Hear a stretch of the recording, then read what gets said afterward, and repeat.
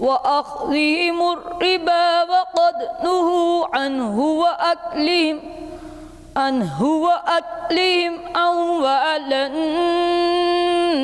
الناس بالباطل وأعتدنا للكافرين منهم عذابا أليما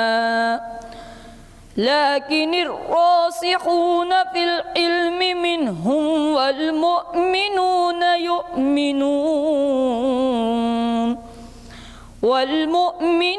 يؤمنون بما أنزل إليك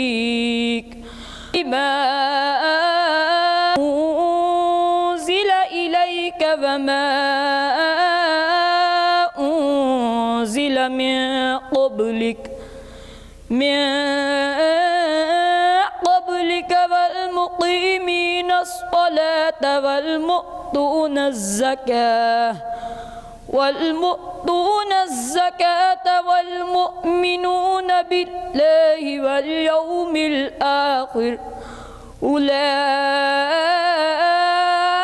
سنؤتيهم أجرا عظيما